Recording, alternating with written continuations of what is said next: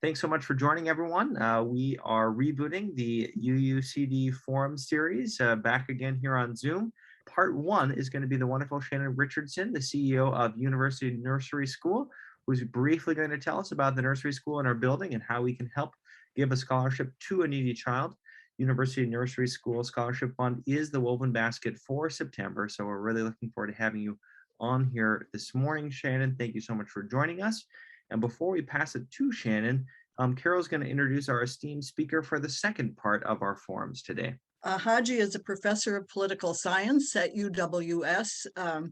He was born in Iran and came here as a teenager, and is really knowledgeable about that area of the world and probably the whole world as far as that's concerned. Is there anything else you'd like to say, Haji? Okay, thanks. That was a short introduction to somebody who's done a lot of good things, and we're really pleased to have you here today. Yeah, thank you so much for both being here, and we'll pass the baton to you here, Shannon, first and foremost. And again, thank you so much for joining us. Thank you for having me. I'm Shannon Richardson, and I'm sorry you don't have my camera on this morning. We are in the middle of a huge house project, so don't mind me. But I am here because Barb Monty actually is one of the wonderful people that you guys have at your church that has contacted me quite a bit over the last year or so that I've been in this position. And she had said that she had been working with helping sponsor a child elsewhere in the world and was hoping that she could start funneling some of that money locally. We have 3 different centers, one of them being at your church, and we have a whole gamut of children that we serve. And sometimes those families come into financial emergencies where it's very difficult to pay for childcare, or they had a hard time paying for childcare in the first place. And so she thought that maybe she'd like to start sponsoring children who are struggling financially, or parents who are struggling financially, to bring their children to a good quality childcare facility. And so that's kind of where I come into the picture here with you all. We also have a board of directors, and they said that they would be happy to help, determine where those funds go and who might need them. It might be a temporary emergency situation, or it might be, something a little bit more permanent for different families, depending on the amount of funding that comes in. But our board was really excited to have somebody say that they would be wanting and willing to help fund children's childcare. As an organization, we are a nonprofit organization. And so we take in donations usually that are not directed to specific families, but the classrooms in general. And so people bring in, different toys and books and things that the teachers can use for their lesson plans. And we even have people come in and volunteer and, teach us about butterflies or the flowers that they like to plant, or all those different kinds of things too. And so we try to be as involved as possible with the community. This last year has been fairly challenging with COVID, obviously, and not being able to bring in the volunteers that we used to, but that's another way that we reach out with the community as well. Thank you, and thank you for having me here. It's great to be here and to see so many faces that I have seen in the past. I just wanted to say that I had very difficult time with this particular topic because I felt very emotional about this. I've been working with the question of refugees for the last 10 years. And to me, this is a hard decision because it will affect quite a bit of people. We're talking about 26 million plus Afghans who will be affected by this. And the decision seems to have been made very narrowly on the very narrow definition of strategic American interest. For example, if you listen to Biden's speech, he made a distinction between terrorism in general and terrorism directed at the United States. So if apparently people commit terrorism, we're okay with that. We won't necessarily respond to it, but if it's directed at our interest, then that's something to kick in. And right off the bat, I would say probably the biggest winner of this is Obama. And before you get mad at me, let me say this. Obama was the president that came to office and talked about strategic strikes. He was against the US in both Afghanistan and Iraq. And the idea was that we can fight the terrorists through drones. So the notion was that we withdraw our troops from these countries and then we attack these particular places as they arise.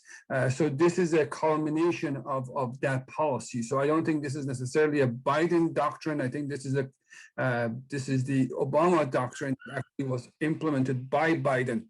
And I don't think that, from my perspective, I would say I don't see this as a positive development for a number of different reasons.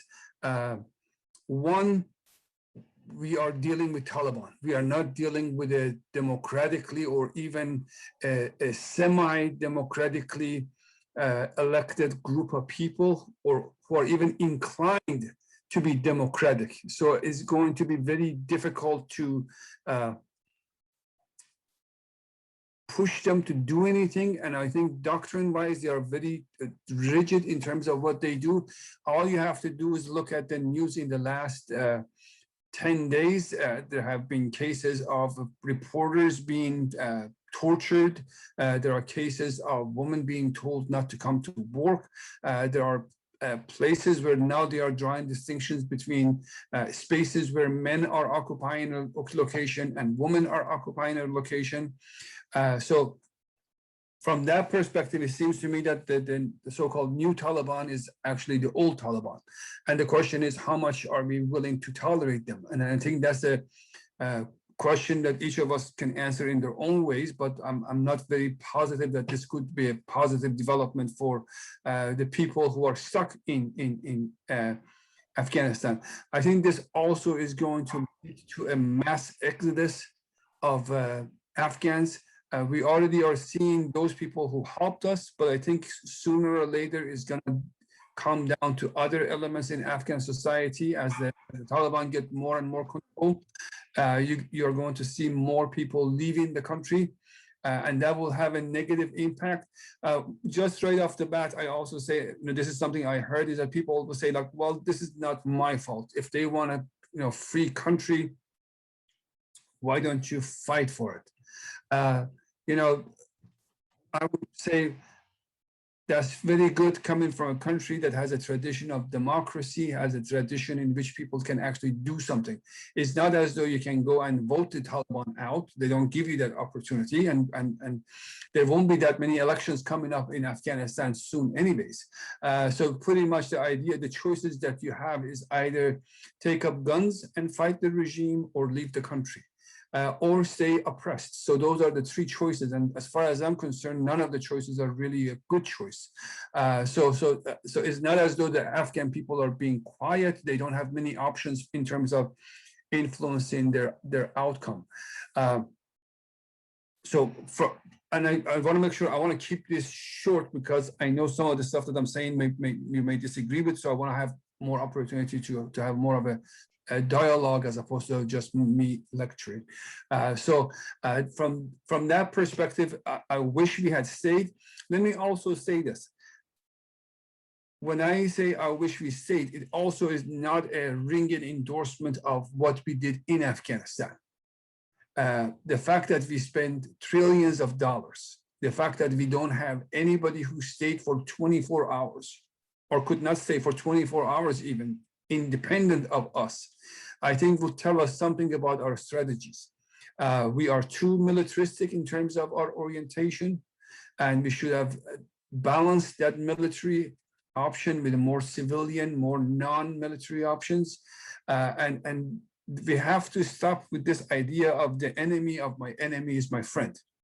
Many of the people who we elected did not like Taliban, and therefore we aligned ourselves with them. And they were not necessarily the champions of democracy or rule of law. And I think this is also one of the things that I wish we had done differently. So to sum it up, I think that it was a good place for the US to be, and I think US could have made an enormous positive change. And in Afghanistan, we did make some strategic mistake. The biggest mistake in my mind in the last 20 years, by the way, also has been the fact that we went to war in Iraq. I think the war in Iraq completely took the focus from war on Afghanistan, and we could have had a lot more successful policy early on if we had just focused on the war in Afghanistan. To me, and I don't look at this purely from an anti-terrorist perspective, I also look at this from the perspective of the lives of 26 million people, Afghans who are also, I think if anything, as I speak to, I have had former students of mine who have served in the military come and speak to my class, and they talk so positively about their experience in Afghanistan. And I think it's not so much that they're not interested in fighting terrorism. And yesterday was the 20th anniversary of 9/11. It's not that they are not affected by that memory.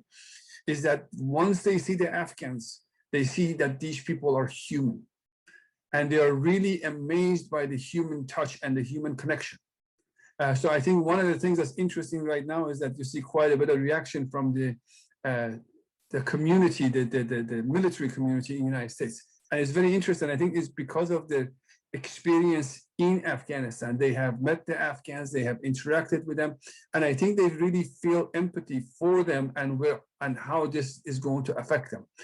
So I wish that the outcome was different, and I don't think the outcome is going to be necessarily positive. You have seen the limits of our actions. For example, we did retaliate for the bombing that just happened, and it ended up killing some civilians.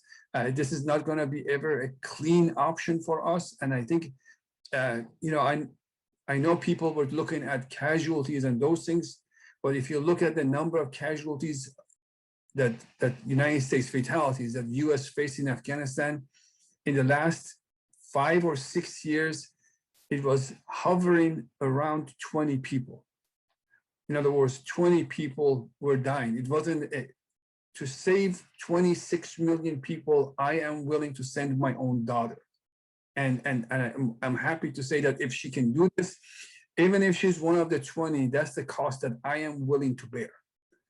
This is how strongly I feel about this particular thing. And I also checked the number of fatalities of police officers, for example, in Florida and Texas. In Texas, it's actually 48. So every year, 48 police officers die in Texas. So this is not a huge loss of life beyond something. So from my perspective, I think the death of 20 Americans is worth saving 26 million lives and trying to improve it. Now, I say this conditionally. I'm not saying that this is a 100% endorsement of existing US policy and what they did in the last 20 years. Serious mistakes were made. They could have done a lot different things and could have done it better.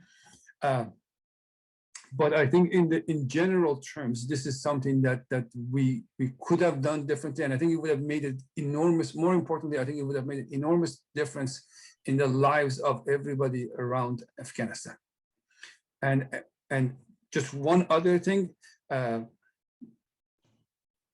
don't know how many of you are familiar with this right now. There is a movement of troops and of refugees, Afghan refugees into the United States. And we are not that far from it.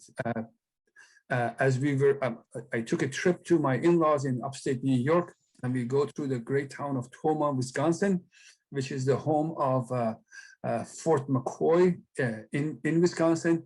And that's one of the 5 locations where the refugees are being relocated in the United States. Now, I happen to have a senator who's an idiot, who makes all sorts of negative comments about Afghans coming out of the country, but even he has moderated his positions on this.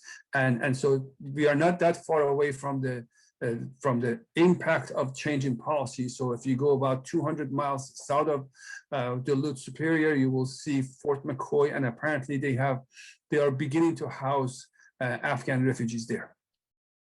So with that, I stop, and if there's any questions or comments, I will be more than happy to answer your questions.